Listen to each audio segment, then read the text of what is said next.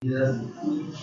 Te damos las gracias porque tú eres nuestro amoroso Dios, que hoy en tu día nos reúnes alrededor de ti, Señor, para exhortarnos, para edificarnos, para consolarnos por tu palabra y espíritu, Señor. Y suplicamos que sea así, que tú nos guíes, que tú nos dirijas, Señor, que esta palabra cumpla con el propósito divino y tu nombre sea exaltado, Señor. Ayúdanos, transforma nuestros corazones, Señor, y ayúdanos en cada momento. Es una necesidad de nuestra alma, Señor, de aquellos que tú has redimido para tu gloria. En Jesucristo nuestro Señor oramos. Amén. Amén. Cuando nosotros pensamos en la práctica piadosa, hay muchas ideas que seguramente llegan hasta nuestra mente y empezamos a pensar qué es lo que debemos hacer para agradar a Dios, sobre todo en elementos litúrgicos que son realmente significativos e importantes para nuestra vida. La pregunta es, ¿cómo debo agradar a Dios? Dios en su palabra ha dado mandatos claros, de tal manera que nosotros debemos adorar a Dios según lo que Él mismo ha determinado que le adoremos. Si elevamos la norma, entre comillas, si eso fuera posible, nos tropezamos con el legalismo, que es un enemigo peligroso del Evangelio de la gracia. Si reducimos la norma, por el contrario, nos enfrentamos al liberalismo, y ese es el segundo peor enemigo de la gracia. Mantenernos en el centro, en lo que Dios dice, en la forma como debemos adorar, es sin lugar a dudas el ejercicio de piedad más difícil para nosotros, y es por eso que necesitamos estar frente a la Escritura. El sermón que quiero compartir con ustedes hoy se denomina Reflexiones sobre la práctica piadosa. Y hablo así en buen general, porque no vamos a poder reflexionar sobre todas las prácticas piadosas, son demasiado amplias. Y quiero acudir a un texto como texto base que se encuentra en el Antiguo Testamento, y es Isaías 58, versículos 1 al 14. No se preocupe por el número de versículos, que no vamos a poder exponerlos exhaustivamente hoy. Solo me quiero ocupar de algunos puntos en particular. Isaías 58, del 1 al 14, dice de la siguiente manera: Clama a voz en cuello, no te detengas, alza tu voz como trompeta, y anuncia a mi pueblo su rebelión, y a la casa de Jacob su pecado. Que me buscan cada día y quieren saber mis caminos, como gente que hubiese hecho justicia y que no hubiese dejado la ley de su Dios, me piden justos juicios y quieren acercarse a Dios. ¿Por qué dicen, ayunamos y no hiciste caso? Humillamos nuestras almas y no te diste por entendido. He aquí que en el día de vuestro ayuno buscáis vuestro propio gusto y oprimís a todos vuestros trabajadores. He aquí que para contiendas y debates ayunáis, y para herir con el puño inicuamente. No ayunéis como hoy, para que vuestra voz sea oída en lo alto. Es tal el ayuno que yo escogí, que de día aplica al hombre su alma, que incline su cabeza como junco y haga cama de cilicio y de ceniza. ¿Llamaréis esto ayuno y día agradable a Jehová? ¿No es más bien el ayuno que yo escogí, desatar las ligaduras de impiedad, soltar las cargas de opresión y dejar ir libres a los quebrantados y que rompáis todo yugo? ¿No es que partas tu pan con el hambriento y a los pobres errantes albergues en casa, que cuando veas al desnudo y lo cubras y no te escondas de tu hermano? Entonces nacerá tu luz como el alba y tu salvación se dejará ver pronto, e irá tu justicia delante de ti, y la gloria de Jehová será tu retaguardia. Entonces invocarás y te oirá Jehová, clamarás y dirá él, heme aquí. Si quitares de en medio de ti el yugo, el dedo amenazador y el hablar vanidad. Y si dieres tu pan al hambriento y saciares al alma afligida, en las tinieblas nacerá tu luz y tu oscuridad será como el mediodía. Jehová te pastoreará siempre y en las sequías saciará tu alma y dará vigor a tus huesos. Y serás como huerto de riego y como manantial de aguas, cuyas aguas nunca faltan. Y los tuyos edificarán las ruinas antiguas, los cimientos de generación y generación levantarás, y serás llamado reparador de portillos, restaurador de calzadas para habitar.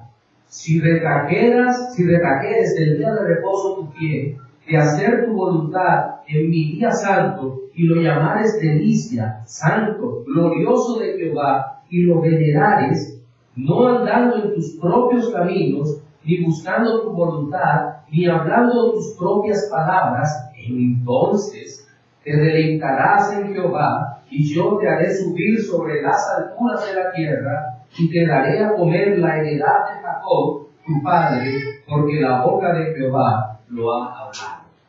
Muy bien, este texto no es fácil de ubicarlo en el tiempo. Ciertamente el ministerio público de Isaías duró aproximadamente 55 años, y es tan difícil de comprender que muchos eruditos, por cierto, que no son conservadores, tratan de dividir el libro como si hubiesen escrito 3 personajes diferentes. Eso no es cierto. Lo escribió una sola persona, Isaías. Lo que pasa es que el periodo profético de Isaías fue un periodo demasiado amplio. Un periodo, como les decía, de casi 55 años, que empieza con Usías y se cree por la tradición que va más allá de Ezequías y que seguramente murió bajo el reinado de Manasés. Pero el texto, el capítulo 58 en particular, es aún más difícil de ubicar, porque uno no sabe si es una profecía que iba dirigida exclusivamente para las personas que estaban allí. Bueno, exclusivamente no, porque tiene elementos escatológicos y proféticos que alcanzan hasta nuestro tiempo. Pero no sabemos si estaba hablando a su pueblo allí en ese momento, que sería antes del exilio de Babilonia, o al pueblo que se fue cautivo a Babilonia, o al pueblo que regresó de Babilonia. El hecho es que tiene elementos comunes a los 3 periodos proféticos. Pero más allá de esto, creo que hay un llamado a todo hombre, a todo creyente en todo tiempo, para que reaccionemos y seamos conscientes de cuál es nuestra práctica espiritual delante del Señor. De hecho, la primera parte, del versículo 1 hasta el versículo 7, es una amonestación sobre este tipo de prácticas. Ya a partir del versículo 8 y hasta el 12, hay una serie de promesas en donde dice, si ustedes no hacen esto, si ustedes no viven como están viviendo, van a empezar a recibir las verdaderas bendiciones del Señor, que como nos daremos cuenta dentro de unos momentos, tienen muy poco que ver con lo material, aunque hay un elemento material. Y finalmente hay una amonestación sobre el día de reposo y una promesa para quien guarde adecuadamente y de manera espiritual el día de reposo. Entonces hoy nos vamos a ocupar de cada uno de estos 3 aspectos. El primero de ellos, que tiene que ver con la amonestación que Dios hace contra la falsa práctica del ayuno, o la mala práctica del ayuno. Miren que en el versículo 1 el Señor le habla al profeta: clama en voz y en cuello, no te detengas, alza tu voz como trompeta, anuncia a mi pueblo su rebelión y a la casa de Jacob su pecado. Es decir, Dios le está diciendo: profeta, levántate y lo que vas a proclamar es el pecado del pueblo. Pero ahora viene algo sorprendente. Podríamos llegar a interpretar mal el versículo 2 pensando que es una alabanza al pueblo, que no lo es. Dice que me buscan cada día y quieren saber mis caminos, como gente, y aquí viene una amonestación, como gente que hubiese hecho justicia y que no hubiese dejado la ley de su Dios, me piden justos juicios y quieren acercarse a Dios. Es como si Dios les estuviera diciendo, ustedes dicen que me buscan, ustedes dicen que se acercan a mí, pero ¿cómo me van a decir que me están buscando si ustedes no son justos? Es decir, Dios está mostrándoles la condición del corazón. Seguramente, como veremos a continuación, este pueblo, y el mismo Isaías dice, de labios lo honraba, pero su corazón estaba lejos de él. Era un pueblo con una profunda religiosidad, pero con una manifiesta impiedad delante del Señor. Tenía todo arreglado, su práctica, y el Señor empieza criticándoles, amonestándolos, llamándolos al arrepentimiento por esa falsa piedad, por una práctica inadecuada del ayuno inicialmente. A partir del versículo 3 dice, ¿por qué dicen, ayunamos y no hiciste caso? Humillamos nuestras almas y no te diste por entendido. He aquí que en el día de vuestro ayuno buscáis vuestro propio gusto y oprimís a todos vuestros trabajadores. Miren el contraste que hay en un solo versículo. El pueblo decía, Señor, nosotros ayunamos, por lo tanto nos tienes que escuchar. Esto se llama manipulación. Es como el bebé que se acerca donde el papá y dice, si no me da comida, lloro. O arma una pataleta y empieza a golpear el piso, quiero esto, quiero esto. Esto es un poco más serio, porque era el pueblo que estaba tomando la práctica piadosa como una forma de chantajear a Dios. ¿Me parece esto conocido? Bastante, ¿verdad? Muy conocido. Lo aprendimos y ojalá no lo repitiéramos nunca. En caso particular, y el Señor me perdone por esto, lo hice muchas veces. El ayuno del miércoles por la mañana, el ayuno del sábado por la mañana, y el ayuno parecía la fórmula mágica hace algunos años para todos los males de los creyentes. No nos diferenciábamos mucho del Consejo Católico Romano cuando alguien llegaba destrozado porque había perdido una persona, porque lo habían abandonado o la habían abandonado, porque no tenía trabajo, porque estaba mal económicamente, porque estaba enfermo o con familiares enfermos. ¿Y cuál era la solución que se daba desde el púlpito o desde la consejería particular? Ora más y 3 días de ayuno, o 5 días de ayuno. Y luego, como decía un amigo, salíamos como si tuviéramos el carro del supermercado al final de la iglesia y decíamos, Señor, llénalo porque yo ayuné. Wow, esto es totalmente impío, malvado. Es una manera sutil de tratar de doblarle el brazo al Dios Todopoderoso para que haga lo que nosotros queremos. Porque es como si no entendiéramos que el sufrimiento para nuestra vida viene del Señor. Las pérdidas, el dolor, todas estas cosas vienen de Dios y a través de una práctica que debería ser piadosa queremos quitarnos ese sufrimiento de nosotros. Realmente no alcanzamos a dimensionar el tamaño de nuestra maldad. Y todavía reclamamos, como hacía el pueblo de Israel. Señor, ayunamos y no te has dado por entendido. Dios le responde a Israel, el día de vuestro ayuno buscáis vuestro propio gusto y oprimís a todos vuestros trabajadores. Ahí les estaba diciendo, cuidado, estaba diciendo al pueblo de Israel que tenía siervos, le recordaba lo que tenía que vivir dentro cuando hacía la práctica del ayuno. Había En la Biblia hay un solo llamado a ayunar. Es el llamado del Yom Kippur, es decir, el día de la expiación. Posteriormente, el pueblo judío se inventaron como 4 o 5 ayunos más, en donde el ayuno por la liberación, creo que era babilónica, el ayuno cuando ayunó Esther con sus doncellas para ser librados, y ellos institucionalizaron esos ayunos, pero no eran ayunos que el Señor hubiera ordenado en su ley. Por lo tanto, eran ayunos que no debían de ninguna manera considerarse. Ahora, no estoy diciendo que usted simplemente ya no ayuna, no. Eso es otra cosa.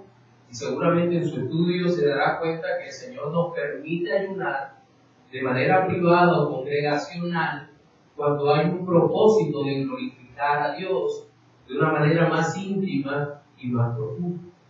Eso se puede hacer. Eso no está prohibido, no nos hace legalistas. El problema está institucionalizado. Ese es un grave problema. Aquí hay un aspecto de la espontaneidad del Evangelio que nosotros debemos entrar a considerar. Miren también lo que el Señor les reclama al pueblo. He aquí, versículo 4, que para contiendas y debates ayunáis, y para herir con el puño inicuamente. No ayunéis como hoy, para que vuestra voz sea oído en lo alto. No ayunen de esa manera. Y aquí viene otra serie de preguntas retóricas, es decir, que la respuesta está en la misma pregunta. Y que Dios dice, ¿es tal el ayuno que yo escogí, que de día aplica al hombre su alma, que incline su cabeza como junco y haga cama de silicio y de ceniza? Evidentemente la respuesta es no. Dios no había escogido que el hombre cuando ayunara se levantara con una cara de pocos amigos, acostado en saco, en ceniza, y todo el mundo viera la ceniza esparcida en su cabello y dijera, wow, qué piadoso. Él está ayunando. Y Dios dice, no, eso no es importante, no es importante que la gente sepa eso. Nuestro Señor Jesucristo le reclamó a los fariseos por lo mismo. Y les dijo, cuando ayunen, lávense la cara y que nadie sepa que están ayunando. ¿Por qué? Porque esto es una práctica íntima con Dios. ¿Llamaréis esto ayuno y día agradable al Señor? Es como decir, llamaréis a esto ayuno, siendo que para ustedes se ha vuelto desagradable. ¿Usted se imagina eso? Uy, me toca ayunar hoy. ¿Qué problema? Tengo que ir mal vestido, sin lavar mi cara, tengo que presentarme. Qué horroroso todo esto.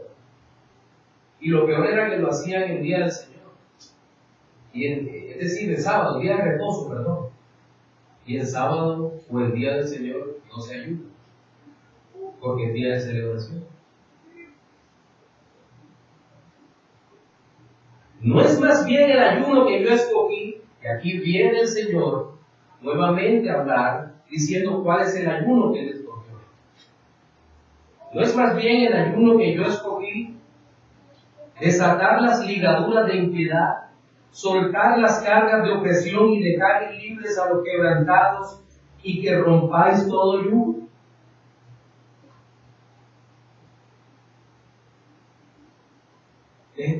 Por vía de contraste, nuevamente les está enseñando lo que era realmente el verdadero ayuno.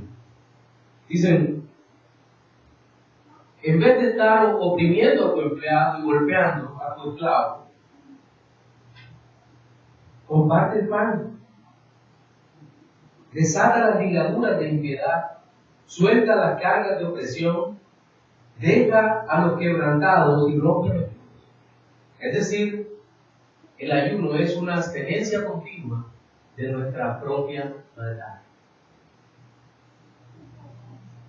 El ayuno es una abstinencia continua de nuestra propia maldad. Lo que quiere hacer mi antigua naturaleza malvada, depravada, pero que ahora hemos sido regenerados por el Señor, retenemos, evitamos pecar con el propósito de glorificar al Dios Todopoderoso con nuestra vida. Eso es lo que hacemos. Abstenernos. El ayuno usualmente es entendido únicamente como abstinencia de alimentos, abstinencia de agua, un sufrimiento de la carne, pero la carne no se sujeta. Y tampoco el cuerpo. Y no me refiero al cuerpo. El cuerpo es templo del Espíritu Santo. La carne es aquel sistema de pensamiento que se opone al Señor. A ese es el que tenemos que crucificar cada día. La Biblia le llama viejo hombre. Es decir, que es bien grande, porque si le llama viejo hombre, no es un remanente tan pequeño como a veces pensamos. El remanente como que le da, no le da la dimensión verdadera que tiene nuestra maldad. No, viejo hombre que necesita ser crucificado. Y la verdad es que el viejo hombre no muere matándolo de hambre, dice. No. El viejo hombre se crucifica con sus pasiones, llevándolo a hacer cosas que para él son antinaturales también. ¿Cómo qué? La expresión de la bondad, el amor, la gracia del Señor, el perdón para con los demás. Es sin lugar a dudas una manifestación gloriosa de la obra del Señor Jesucristo en nosotros, que demuestra que el Señor nos ha transformado, ¿verdad? Ahora, no es que partas tu pan con el hambriento y a los pobres errantes albergues en casa, que cuando veas al desnudo lo cubras y no te escondas de tu hermano. No es, fíjense lo que el Señor mismo está diciendo. Esto nos lleva a pensar en dejar de lado nuestro egoísmo, abstenernos del egoísmo que usualmente tenemos. Miren, una de las cosas que me costó aprender fue a regalar cosas mías. Pero el Señor me regaló una esposa maravillosa que es muy generosa. Y el Señor me empezó a enseñar esas cosas a través de ella. Sin importar si lo que iba a dar estaba bueno o mal. Mi esposa buscaba cosas muy buenas y decía: amor, ¿sabes que esto tú no lo usas? Y yo me ponía rabioso, pero es que sí lo uso. Me decía: no lo usas.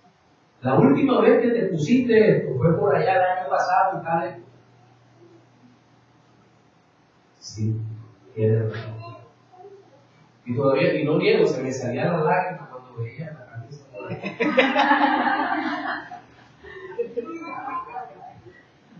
Pero ella doblaba todo y decía: no, esto es para llevarlo a tal parte. Y el Señor trató esa parte en mi vida a través de ello. Es decir, empezó a ayudarme a crucificar el viejo hombre en esa parte de la generosidad, de dar el pan, de acoger a otros hermanos, de recibirles. Y es lo que el Señor reclama que nosotros hagamos. Nos lleva a eso. ¿Pero por qué? Y aquí viene nuestro segundo aspecto, que son las bendiciones cuando realmente la práctica piadosa es de acuerdo a la nueva vida que Dios nos ha dado. Entonces, versículo 8, mire la terminología que utiliza. No es una terminología material, sino espiritual. Ya no está preocupado en obtener el empleo, trayéndolo al plano actual, en que se sale el familiar, me sale yo. No, mire, entonces nacerá tu luz como el alma, y tu salvación se vengará de tu trono, e irá tu justicia delante de ti, y la gloria de Jehová será tu retaguardia. Esto es realmente maravilloso. Pero cuidado, no es que a través del ayuno tenemos esto. Si lo usamos de esa manera, estamos equivocados. No. Esto es una dispensación maravillosa que Dios da.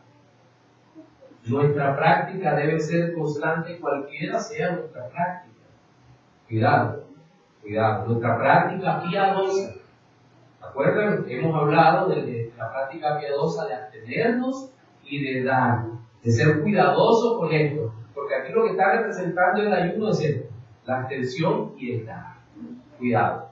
Entonces, Dios da luz, salvación, justicia delante de ti y mostrará su gloria. No hace falta recordar que la gloria de Dios es la suma de sus atributos, la manifestación de sus atributos para salvación. Y Dios nos da eso en medio de la práctica.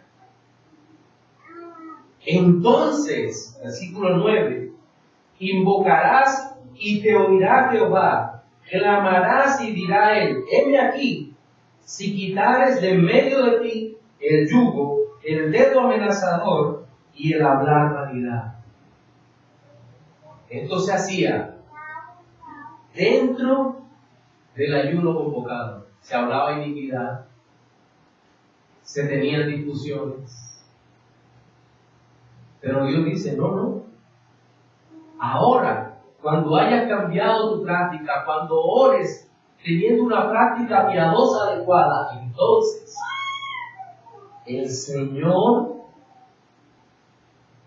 cuando lo invoques, te va a oír y te va a decir, heme aquí.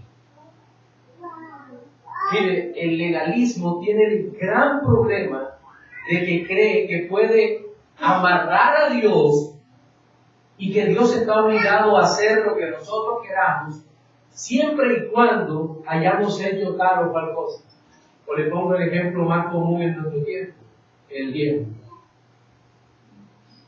Cuando damos dinero, digo, no señor, tú me devuelves porque yo creo. Y espérate, Dios no está obligado a dar.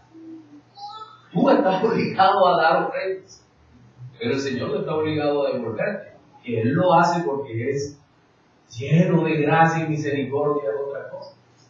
De hecho, le damos de lo que Él nos da, porque si no, no tendríamos nada que dar. ¿Sabe cuál es? Estaba escuchando a un profesor mexicano en una conferencia de 2009, no es creyente, y él decía, ¿usted sabe cuál es la condición normal del hombre? La pobreza. No hay fórmula para ser pobre, todo el mundo es pobre, lo decía un no creyente. Lo que sí tiene fórmula es la riqueza. Entonces, nosotros no podemos pensar que le estamos dando algo a Dios como si los ricos fuéramos nosotros. No, el rico, el todopoderoso es Él. Y sigue el Señor diciendo, y si dieres tu carne al hambriento y saciares al alma afligida, en las tinieblas nacerá tu luz y tu oscuridad será como el medio del día. Es una promesa escatológica también en medio de todo. Una promesa futura. La promesa de la nueva Jerusalén cuando estaremos juntamente con el Señor. Y Jehová te pastoreará siempre, versículo 10. Y en la sequía saciará tu alma y dará vigor a tus huesos, y serás como huerto de riego y como manantial de aguas, cuyas aguas nunca faltan. Y aquí si viene una parte histórica que muchos utilizan este versículo 12 para decir que es un anuncio profético después del exilio babilónico. Dicen, y los tuyos edificarán las ruinas antiguas, los cimientos de generación y generación levantarás y serás llamado reparador de portillos, restaurador de calzadas para habitar. Pero lo cierto es que aunque sea eso o no lo sea, creo que hay una gloriosa promesa para todo aquel que se acerca a Dios con un corazón limpio para la gloria de Dios y que sabe que en Dios están todos los recursos de la vida y la salvación y puede confiar plenamente en el Dios Todopoderoso. Pero no podemos quedarnos solamente allí. Hay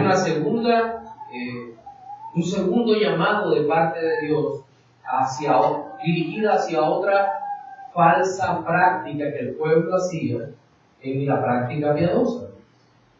Versículos 13 y 14 es una amonestación sobre el sábado. Voy a leer, dice, si retrajeres el día de reposo tu pie, de hacer tu voluntad en mi día santo, y lo llamares delicia, santo, glorioso de Jehová, y lo venerares, no andando en tus propios caminos, ni buscando tu voluntad, ni hablando tus propias palabras, entonces te deleitarás en Jehová, y yo te haré subir sobre las alturas de la tierra, y te daré a comer la heredad de Jacob tu padre, porque la boca de Jehová lo ha hablado. Bien, el día del Señor, en este caso equivale a sábado, en el antiguo pacto, tenía unas indicaciones muy claras que se encontraban en Éxodo 20, creo que del 8 al 11. Dios dice cómo se debía guardar el sábado. Y de hecho, hay una legislación más o menos amplia sobre ese sábado, legislación que en el día de hoy, con el cambio de día, no puede cumplirse por la sencilla razón de que son días de pactos diferentes. Sabemos que en esto aún los reformados tenemos algunas diferencias sensibles en cuanto a la forma de guardar algo y de guardar el día del Señor. Pero creo que Dios condena de una manera muy especial el legalismo, y nuestro Señor Jesucristo lo haría de una manera radical y profunda en el Nuevo Pacto, en el Nuevo Testamento, porque estos hombres no entendieron y no entendían, y creo que muchas veces nosotros tampoco entendemos, lo que significaba guardar el día de reposo o el día del Señor para nuestro caso. Empieza diciendo, si retrajeres del día de reposo tu pie, y hacer tu voluntad en mi día santo, y lo llamares delicia, santo, glorioso de Jehová, y lo venerares. Mire todos los adjetivos que se utilizan en él. Uno empieza a preguntar, ¿qué es lo que Dios está diciendo? Porque este pasaje ha sido tomado totalmente a la inversa muchas veces. Viste que el día del Señor hay que retraer tu pie, hacer tu propia voluntad. Un momento, ¿a qué se refiere en este texto? Y todo lo que el Señor dice en el nuevo pacto con relación al día domingo, o en este caso el sábado. Lo que el Señor está diciendo es, no sean legalistas. En el Talmud, en la Mishnah judía, había no sé cuántos capítulos, por lo menos eran 8 capítulos, que aunque legislaban sobre el día del Señor, y había cosas bien absurdas. Por ejemplo, que no se podía caminar más de 2000 codos. De tal manera que si alguien tenía que ir al templo el día sábado, tenía que ingeniárselas. Pero había maneras de violar la ley. Por ejemplo, si dejaban comida en una casa que estaba más cerca del templo y caminaban hasta esa casa, se tenía por domicilio del que dejaba la comida, para poder luego saltar al templo. Las mujeres no podían usar aretes ni pendientes en la nariz, que era normal en Israel, o en el pelo, porque si se le caía al suelo tenían que agacharse a levantarlo, y era considerado llevar carga. Si se bañaban el día de reposo, se podían bañar, pero no sabían si secarse o no, porque se consideraba trabajo. O si se dejaba el horno prendido y se envolvía o se ponía cerca algún material que generara mayor calor, se podía considerar trabajo. Se podía llevar la carga, el equivalente a medio hijo de comida, pero si se pasaban de eso eran considerados culpables. Si la casa se empezaba a incendiar, le podían poner una vasija sobre la lámpara que se estaba incendiando para evitar que se incendiara, pero si se seguía incendiando no podían apagar el fuego. Pero si un gentil lo quería apagar, si ellos querían, le podían decir al gentil que no lo hiciera porque estaba violando el día, pero si no, le podían dejar al gentil que apagara su incendio. No se permitían atenciones médicas a menos que la vida estuviera en peligro. Si una pared caía sobre una persona y consideraban que la persona estaba muerta, la dejaban allí hasta el día siguiente, porque no se podía levantar el cuerpo. Esa es la razón tan fuerte por la cual nuestro Señor Jesucristo condenó la mala práctica del día del Señor. De hecho, hoy en día ha resurgido un poco esa práctica. Hay quienes dicen, no puedes ir a la iglesia en taxi porque hacen trabajar en la cita. Entonces uno le dice, ¿por qué no vas a pie? Si vas a pie estarías trabajando. O hay tantas cosas. Hay personas que no compran en supermercado porque hacen trabajar en el supermercado. Y es un legalismo absurdo. Y tú dices, espérate, esto no puede ser una delicia. Entonces, ¿a qué se refiere el Señor aquí? Hay dos cosas que debemos hacer en el día del Señor: adorar y descansar. Adorar y descansar. Nosotros tenemos muchos hermanos que quisiéramos que pudieran descansar, pero hay muchos que son policías, médicos, que pertenecen a las fuerzas militares, que trabajan en lugares donde es imposible para ellos descansar el domingo, o hacen turnos en empresas impías en donde no les dan el día del Señor para que adoren. Y eso nos preocupa y oramos para que Dios los ayude. Pero debemos tener cuidado que lo que el texto está diciendo es de ponerle más carga al día de lo que realmente tiene. Porque es que el Señor a este día le llama día santo, es decir, apartado para Dios. Delicia, glorioso de Jehová, y lo venerares, no andando en tu propio camino, es decir, no andando en tu propia ideología de lo que debe ser el día del Señor. Mire, en lo particular soy de los que me encanta poder estar todo el tiempo del domingo en la iglesia. Me encanta, pero el cuerpo no me da. Por lo general, cuando termino de predicar, y en nuestra iglesia pasa que, igual que ustedes, que los chicos, más que todo son los jóvenes, se quedan en el discipulado desde la tarde.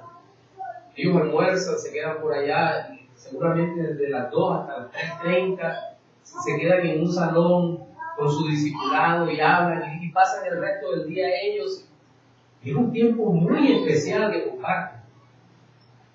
Yo a las 2 de la tarde los ojos los tengo así de chiquitos, porque me empieza a salir todo el cansancio de preparar el sermón, de haber predicado el sermón, y a veces soy más efusivo y termino totalmente destrozado. Y recuerdo que un pastor presbiteriano amigo, alguna vez le comenté, le dije, mira, quiero que en la iglesia haya un culto adicional en la noche. Me dice, eso es bonito y qué bueno que ustedes puedan compartir de vez en cuando eso. Pero me dijo, pero Alexander, el Señor también nos mandó a descansar en este día. ¿Y a qué hora descansas entonces? Y me quedé pensativo y dije, ¿es cierto? De tal manera que para muchos el día se puede convertir en algo, en una carga muy dura, muy fuerte. Una carga que no pueden sobrellevar y que no quieren sobrellevar. Y sería muy triste para uno imponerle esas pesadas cargas adicionales. Ahora, qué bueno cuando nos reunimos en un ágape, en un compartir, como llamamos, y comemos juntos y pasamos. Y eso es maravilloso. Aquí lo hemos hecho, he tenido la oportunidad de participar en ocasiones de eso, o de movernos hasta otro lugar y compartir igual. Es hermoso, pero haciendo la voluntad del Señor. ¿Y qué es hacer la voluntad del Señor? Adorar, glorificar su nombre, exaltarlo, compartir con los hermanos, tener espacio para eso. Pero quiero que noten el problema en las dos prácticas. ¿Cuál es el problema fundamental? ¿Es la práctica en sí? No, es la intención con que se hace la práctica. Es la intención con la cual nosotros queremos acercarnos a Dios y el propósito por el cual nos acercamos a Dios. El Señor nos ordena deleitarnos en Él porque para eso nos creó, para eso nos formó. Y mire cómo termina todo el pasaje, aunque no toda la sección. Esta sección empieza en el capítulo 56 y termina en 59:13, más o menos. Pero mire el versículo final, cómo el Señor concluye. Hablando ya del resumen de las dos cosas, del ayuno y del día de reposo. Dice: entonces te deleitarás en Jehová, y yo te haré subir sobre las alturas de la tierra, y te daré a comer la heredad de Jacob tu padre, porque la boca de Jehová lo ha hablado. En el contexto inmediato era la promesa de restauración para el pueblo de Israel, que podía salir del cautiverio y sería restaurado en la casa del Señor nuevamente. Pero insisto, hay un elemento escatológico muy fuerte en esta parte que nos ayuda a mirar al final de los tiempos. ¿Y qué sucederá al final de los tiempos? Pues al final de los tiempos, mis hermanos, será un día maravilloso sin fin, en presencia del Cristo de la gloria, aquel que dio su vida por usted, para que una vez limpio por su sangre, tuviera una heredad gloriosa delante de la persona de Cristo. Y podamos juntos adorar para siempre a la persona de Cristo, gozarnos en Él. Estaremos sobre las alturas de la tierra y disfrutaremos de la heredad. Ya no será la heredad nacional de Israel, sino la heredad eterna de los justos, y veremos a Cristo cara a cara. Qué momento maravilloso cuando la iglesia del Señor pueda presentarse delante del Rey de Reyes, y una vez recibidos por Él, tengamos una celebración gloriosa para siempre en su presencia, disfrutando de todo lo bueno, de todo lo que Él tiene aún más para nosotros en plena salvación y para su gloria. Quiero hacer un par de reflexiones finales. La primera de ellas es para los no creyentes. Amigo, cualquier práctica que tu mente invente no es más sino una falsa estrategia para tratar de ganar el favor de Dios. El corazón de Dios no es conmovido por lo que hacemos. Nuestra práctica es algo impío, sucio, sin justicia, que no tiene posibilidad alguna de mover el brazo del Señor. Antes, suplícale que te conceda el arrepentimiento y la fe para correr a los pies de Cristo, y una vez justificado, sabrás y entenderás el verdadero propósito por el cual fuiste creado, y disfrutarás de la plena salvación que es solo en Cristo. Para nosotros, mis hermanos, el Señor no nos prohíbe las prácticas piadosas, pero antes mira nuestro corazón, nuestra alma. Por eso la invitación es a revisar nuestro corazón, nuestra alma, para que una vez limpio por el Santo Espíritu, nos presentemos delante de Él con gozo, haciendo su voluntad y deleitándonos más y más en su bendita presencia. Amén. Señor, te damos las gracias en esta hora por la multitud de tus misericordias, por tu